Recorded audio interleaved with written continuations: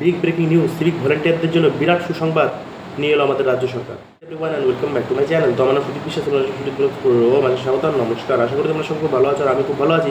তো গাইস, আজকের ভিডিওটা হতে চলেছে অনেক ইন্টারেস্টিং। টাইটেল সামনে দেখে তো বুঝে গিয়েছো, সিভিক ভলেন্টিয়ারদের জন্য বিরাট সুসংবাদ। এখনই বিস্তারিত জেনে নিন। তো সিভিক ভলেন্টিয়ারদের জন্য বিরাট সুসংবাদ কি, সেটাই আজকে আপনাদের সাথে বিস্তারিত আলোচনা করবো। আর আমার চ্যানেল সাবস্ক্রাইব করতে ভুলবেন না, চ্যানেল সাবস্ক্রাইব বেল আইকনে প্রেস করুন। চলুন বেশি কথা না বলে চলে যাওয়ার ডাইরেক্ট স্ক্রিনের সামনে। তো সিভিক ভলেন্টিয়ারদের জন্য বিরাট সুসংবাদ, এখনই বিস্তারিত জেনে নিন।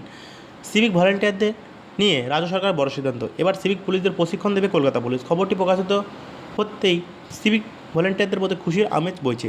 এর আগেও রাজ্য সরকার বেশ কয়েকটি পদক্ষেপ গ্রহণ করেছিল, তাতে সিভিক পুলিশদের আর্থিক শ্রীবৃদ্ধি এবং ভবিষ্যৎ সুনিশ্চিত হয়েছে, বেতনও বৃদ্ধিও পেয়েছে। তাই সিভিক পুলিশদের প্রশিক্ষণ দেওয়া হলে পুনরায় বেতন বৃদ্ধির পাওয়া আশঙ্কা রয়েছে সকলে। 2011 সালে রাজ্য সিভিক ভলেন্টিয়ার নিয়োগ করা হয়। নিয়োগের পর থেকে ধীরে ধীরে একাধিকবার প্রশিক্ষণের ব্যবস্থা করা হয়েছে। বর্তমানে সিভিক পুলিশদের মাসিক বেতন 10,000 টাকা। এরপরেও রাজ্য সরকার সিভিক পুলিশদের প্রশিক্ষণের ব্যবস্থা কেন করতে চলেছে এবং এই প্রশিক্ষণ কবে থেকে শুরু হতে চলেছে, প্রশিক্ষিত হওয়ার পর সিভিক ভলেন্টিয়ার কী কী সুবিধা পাবে প্রভৃতি নিম্ন আলোচনা করা হলো।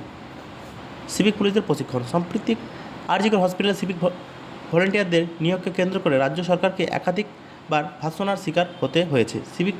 আরজিকর মামলায় মূল অভিযুক্ত তালিকায় রয়েছে একজন সিভিক পুলিশ। সুপ্রিম কোর্ট রায় চলাকালীন বিষয়টি নজরে আনেন বিচারপতি। তারপর তিনি পরিষ্কার জানিয়ে দেন, অশিক্ষিত সিভিক পুলিশদের হাতে কী করে মেডিকেল কলেজের সুরক্ষিত থাকে। তাই অবিলম্বে আরজিকর মেডিকেল কলেজের থেকে সমস্ত সিভিকদের পুলিশদের সরানোর নির্দেশ দেন। সুপ্রিম কোর্টের নির্দেশের পর রাজ্যপাল সিবি আনন্দ বোস সিভিক ভলেন্টিয়ারদের নিয়ে রাজ্য সরকারকে নানা প্রশ্নের উত্তর তহবিল করেছে। সেসব প্রশ্নের জবাব দিতে এবার থেকে কলকাতা পুলিশের কর্মরত সিভিক ভলেন্টিয়ার দেওয়া হবে উপযুক্ত প্রশিক্ষণ। 21 দিনের নন রেসিডেন্সের প্রশিক্ষণ দেবে কলকাতা পুলিশ।